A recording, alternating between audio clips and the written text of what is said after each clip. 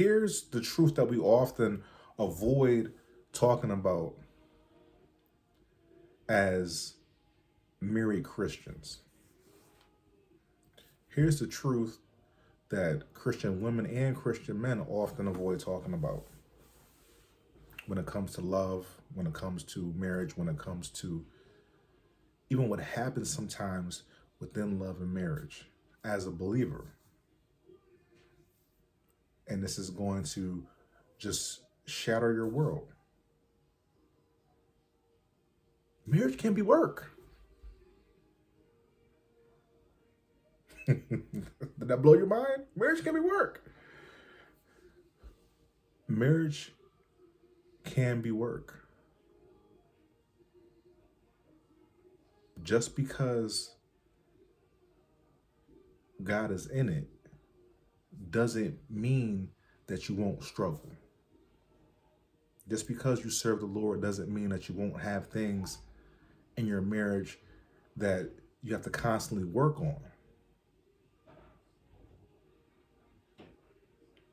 I think about the scripture, he who finds a good wife, he who finds a wife finds a good thing and receives favor from the Lord.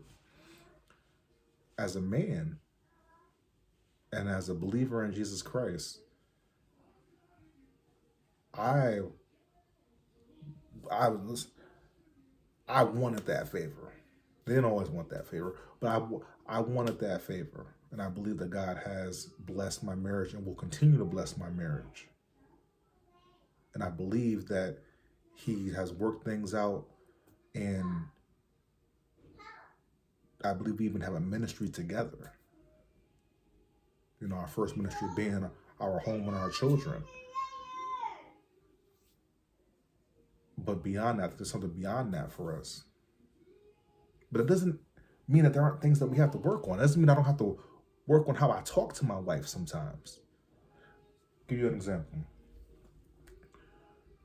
Before December 22nd, I remember the exact date, December 22nd, few days before Christmas.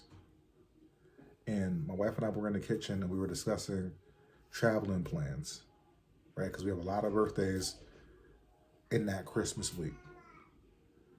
You know, my mom's birthday, her mother's birthday.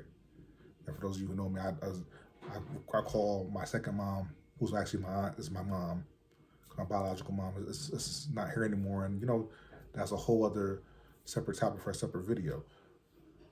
But so my mom, her mom, I have friends' birthdays that week. Then we have Christmas. We got to take care of the kids, try to get them what they would like, you know, as much as we can within a budget.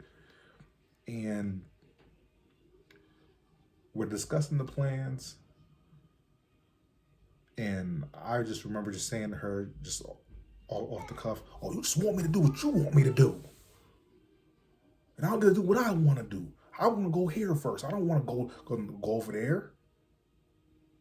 I remember we were just discussing plans and how we were going to work the plans out. And I got worked up. And she was like, that's not even true. Why would you even talk to me like that? And I had to immediately apologize. Because the way it came out wasn't the way that I meant it. What I truly meant in my heart was, okay, I would like to organize the plans in a certain way. And this just talk about just traveling. I like to organize the plans in a certain way, that's all. And I would like for my opinion to be considered. That's all I really meant. But I got worked up. And I had to immediately apologize. I apologized a few different times. I think I might have apologized the next day too. Like, hey, I didn't really mention, oh, what are you apologizing for? And I'm like, listen, I'm apologizing because that was uncalled for. I shouldn't have said it like that. I didn't fully mean it in that way. I'm sorry, I would never mean to. Because I would never do that to you. I know. So I didn't mean it like that. I hope we can move forward. She's like, yeah, we can. You know, she was just happy to get me to admit it out in the open and to just say that I'm wrong and why I'm wrong, and that I recognize that I'm wrong, and then we move forward. But That's after 8 or so years of marriage. I'll be, see, my wife will kill me. Hold on. I'm counting my fingers. Y'all forgive me. Yeah, 8 years of marriage. My daughter just popped in. Me and we've been married 8 years. No, because next year it's 9. Because next year will be 10, right? So next year is 9. So are we in 8 right now? See, when my wife sees this, she's gonna get mad at me. But this is true. What do you have right there? Rice. Okay, I'll taste it. So, and so these are things that you got to work on, and things that you constantly have to do and be aware of. And one thing you'll have to do is when your kids get to cooking age. This is a complete segue. I'm not gonna stop my video. It's a complete segue. My daughter made some rice and she wants me to taste it. So I'll let you guys know. She's making some Spanish rice. Let you guys know whether it's good. Can you see that? Let you guys know whether it's good or not. It's hot, so be careful. No, that's good. Dad, are you sure? That's good. How mommy tastes it? Dad, are you just saying it for the camera? I would never say this for the camera. Y'all, this is good. I'm not lying. I would never. Listen, when I talk, I'll tell the truth. I'm not gonna gas you up for the sake of gassing you up. How mommy does it? This is good. Okay. I think it's good. The Davises, you think the Davises don't like it? I think so. How mommy taste it? Can you close the door, please? Thank you.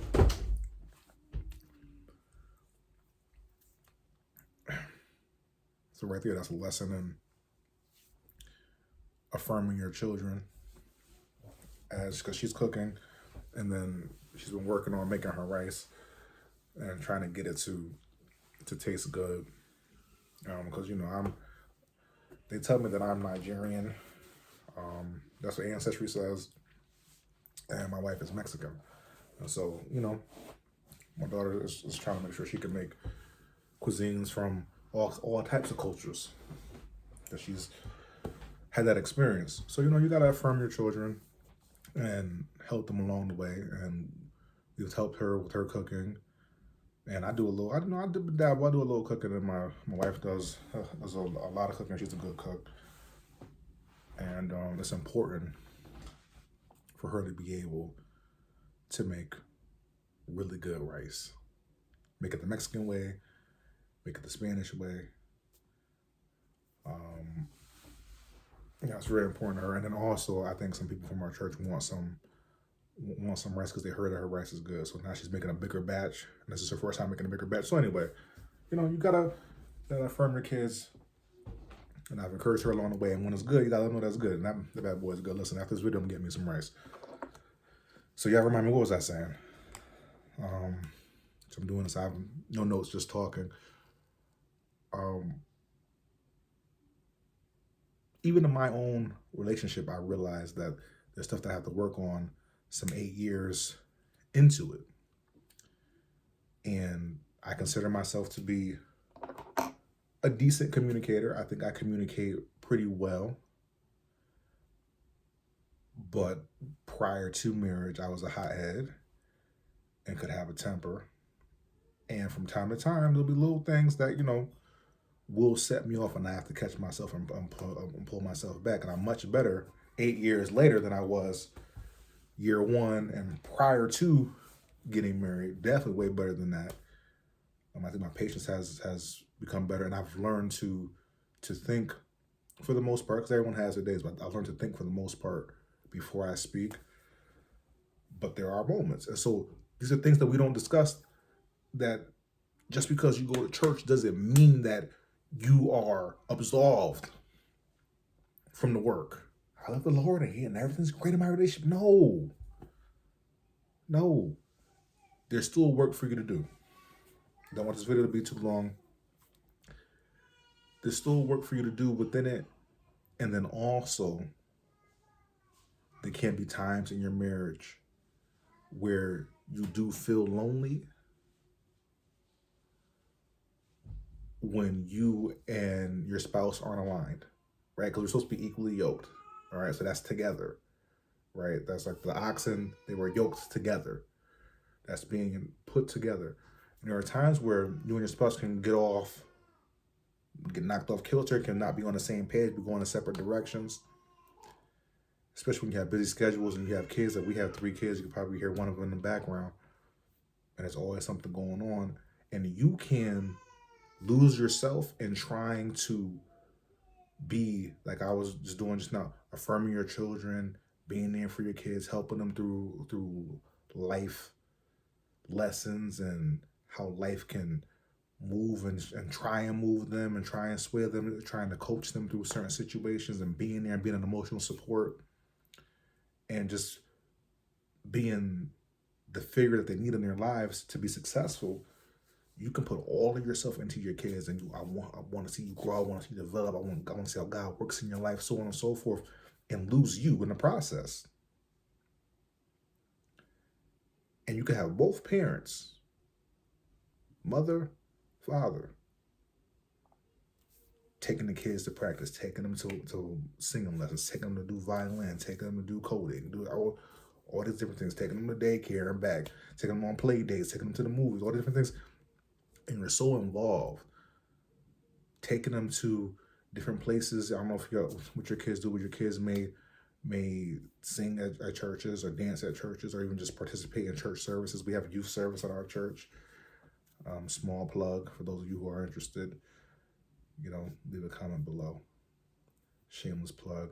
If you're looking for a Bible-based church, New Vision Christian Center, it will be a great place. We would love to have you. Shameless plug. Only if you're looking for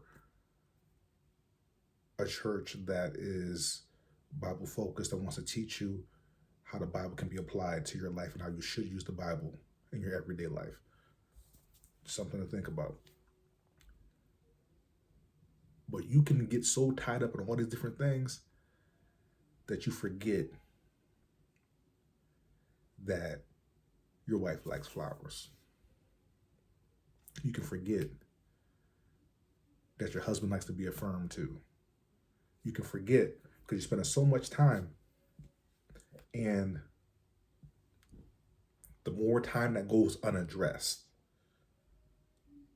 it's almost like you guys almost go to your own separate corners, and you're thinking about it and you're talking about it in your brain, but you're not actually communicating and speaking that out. So you end up going to your separate corners, and it can become very, very lonely, and that's a very vulnerable spot where the enemy can use that against your relationship. People don't talk about things like that. Oh yeah, we love the Lord. Those things can happen, and when they happen, you have to learn how to come back together. Hey, I realize that we've been running and going with the kids. Why don't we go somewhere for 2 days? Why don't we spend the day together? Little tips and tricks. Maybe I'll do a tips and tricks video on how to keep the spark within your marriage with multiple kids. So you don't lose each other. But it can be lonely, but it shouldn't be lonely long term. There can be lonely pockets in your marriage, but it can't stay like that, because then that separation gets bigger and bigger and bigger until the point where the enemy can just be like, I'm in here. She don't like you. He don't like you. Divorce. You don't want to give the enemy a foothold. Again, just something to think about, and just telling you the truth. It's work, but it's beautiful. It's a beautiful situation when two people can become one and be on one accord, for the most part, be on one accord and help one another grow and develop and be able to work together in ministry and be able to help each other and encourage each other and love on each other as God leads them and shows them more of how they can help others and more of how they can raise beautiful children and confident kids and showing you more of how you can have a true impact on the community and people around you. It's a beautiful thing. It really is. It's beautiful. It's powerful. You'll be the most successful you've ever been once you find true love and get married. and it's a God ordained relationship. You're not out. You guys are in love, but not just with the physical. You know, married people are gonna do married people things. You feel me? But not just the physical. There's a deeper connection, and you can support one another. And it's a support that you won't get from anywhere else. It's a support you won't get from your boys. It's a support that you won't get from your homegirls. It's a different kind of support.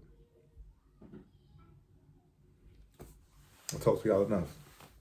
Let me know in the comments what you guys think about this, and did I miss anything? And if you're in a marriage, what are some things, some tips you would give to people who are married at the very beginning of their relationship? And what are some tips you would give to people who are dating and trying to find somebody to marry? And for my unmarried people, let me know if this is helpful for you.